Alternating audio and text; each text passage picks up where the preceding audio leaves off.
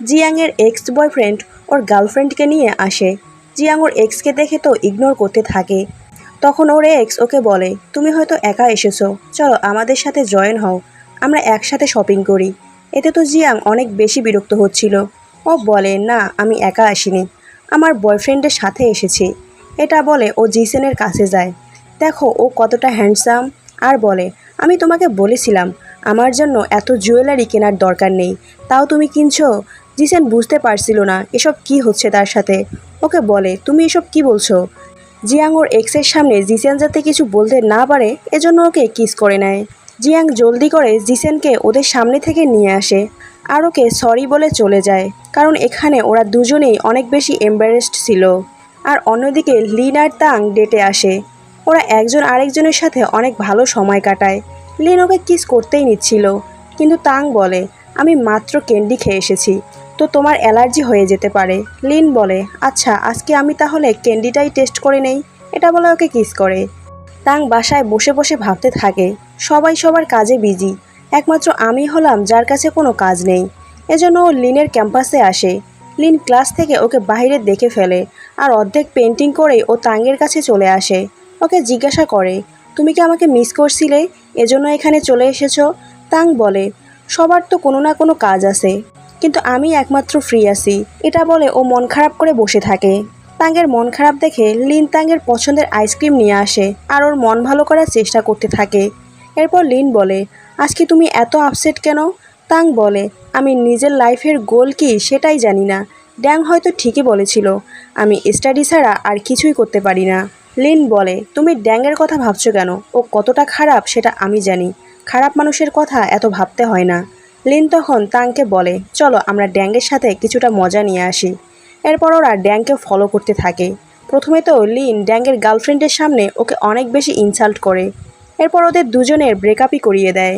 ড্যাং যখন ওর কাজের জায়গায় আসে তখনও লিন এসে সবার সামনে ওকে এম্বারেস করতে থাকে।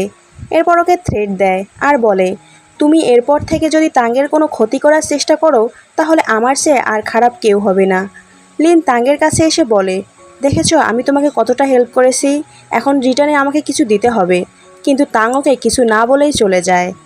পরের সিনে আমরা দেখি লিনের ক্লাস টিচার ওকে দেখা করার জন্য ডাকে আর ওকে বকা দিয়ে বলে, এগুলো তো সেই পেন্টিং যেগুলো তুমি ফার্স্ট ইয়ার আর সেকেন্ড ইয়ারে থাকতে করেছিলে, তুমি কি আমাকে পাগল ভেবেছো? লিন বলে, এই পেন্টিংয়ের ভেতর কি এমন কমতি আছে? টিচার বলে, আমি জানি এখন তুমি এর চেয়েও ভালো পেন্টিং করতে পারবে, তো তুমি আগের পেন্টিংগুলো কেন সাবমিট করেছো? এখন আমাদের কলেজের রেপুটেশন তোমার হাতে আছে, তো আমি চাই তুমি আমাদের কলেজের রেপুটেশনটাকে রক্ষা করো। এটা বলে টিচার চলে যায়। রাতে লিন ওখানে বসে পেন্টিং করতে থাকে।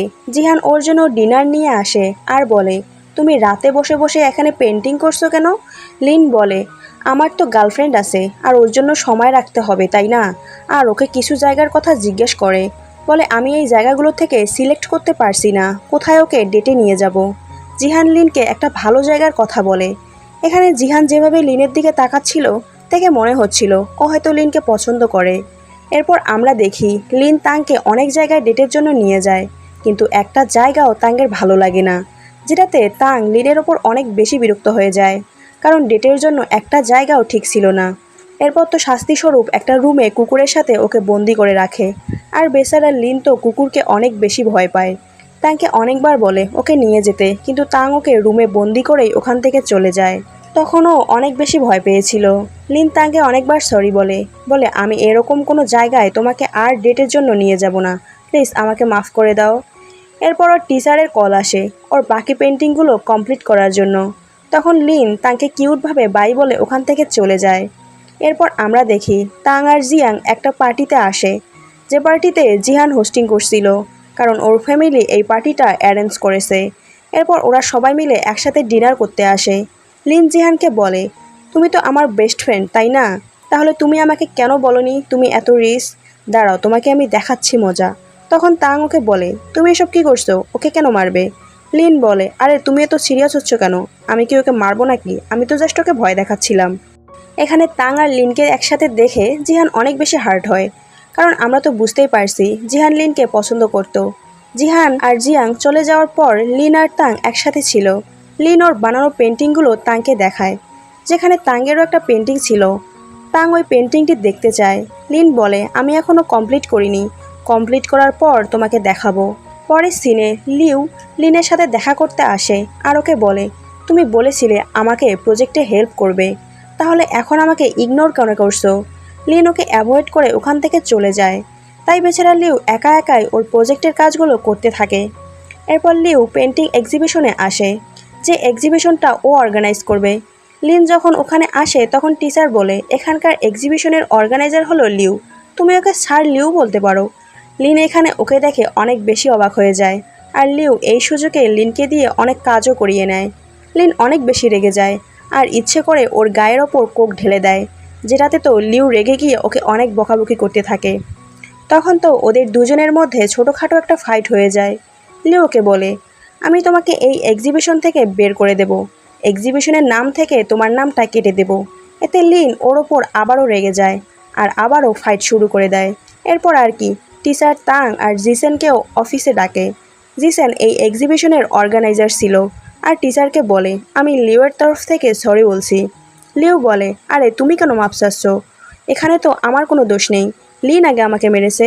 তাং তখন লিনের হয়ে সরি বলে। বাইরে আসার পর আর লিন ওরা একজন আরেকজনকে সরি বলে। তখন জিসেন সবাইকে একসাথে ডিনারের জন্য ইনভাইট করে। এরপর আমরা দেখি ওরা যখন ডিনারে আসে তখন জিসেন তো তাংকে সরাসরি প্রপোজ করে আর তাঙ্গো ওকে সরাসরি রিজেক্ট করে দেয়, আর এটাও বলে আমার বয়ফ্রেন্ড লিন। পরের সিনে লিন তাংকে বলে, অনেক দিন থেকেই তুমি ফ্রি আসো, তো তুমি কিছু ভেবেছো তুমি কি করবে? তাং বলে, আমি ডিসাইড করেছি, আমি একটা ডেজার্ট শপ খুলব। লিন বলে, সমস্যা নেই, আমি সব কিছুই তোমাকে সাপোর্ট করব। এরপর তাং ওর বইগুলো নিয়ে গিয়ে ওর বাবাকে দেয় আর বলে, বাবা এখন আর আমার এই বইগুলোর কোনো দরকার নেই, কারণ আমি এখন একটা ডেজার্ট শপ খুলতে চাচ্ছি। এটা শুনে ওর বাবা রেগে যায়, বলে, আমি এত বছর ধরে তোমাকে পড়িয়েছি ডেজার্ট শপ খোলার জন্য, আমার তো মনে হয় তোমাকে এই আইডিয়াটা নিশ্চয়ই লিন দিয়েছে।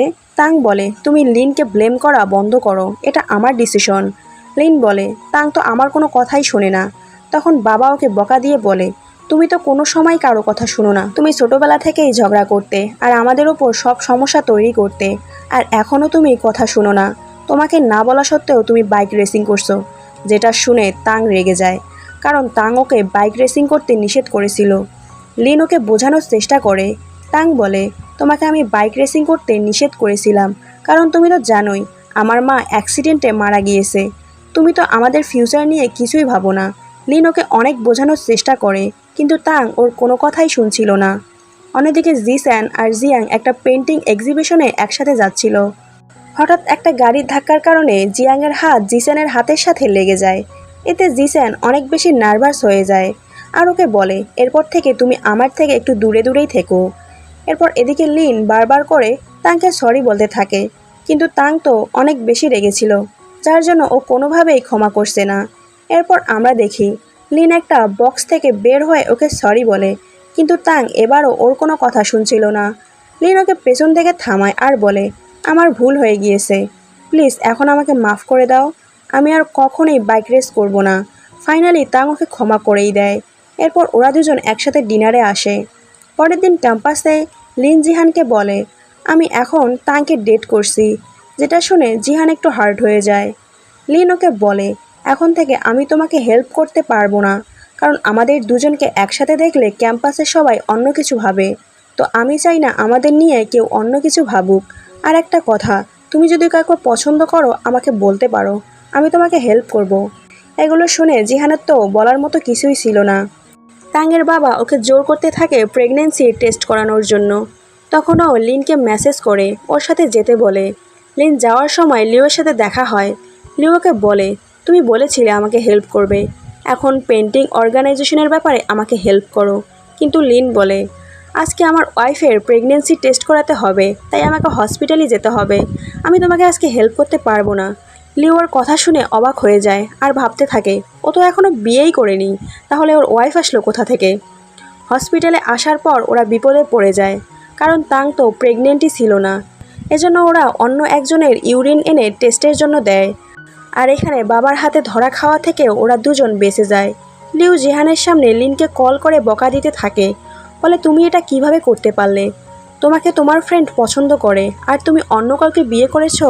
আমি তো ভেবেছিলাম তুমি আর জিহান রিলেশনে আছো, কিন্তু তুমি তো এখন অন্য কারোর সাথে রিলেশনে। তুমি তো অনেক খারাপ। তুমি তোমার ফ্রেন্ডের মন কিভাবে ভাঙতে পারলে? জিহান এই কথাগুলো শুনে অনেক বেশি আপসেট হয়ে যায়। এরপর লিন ওর ফ্রেন্ডদের এসে বলে, আমি এখন থেকে আর বাইক রেসিং কম্পিটিশনে পার্টিসিপেট করব না।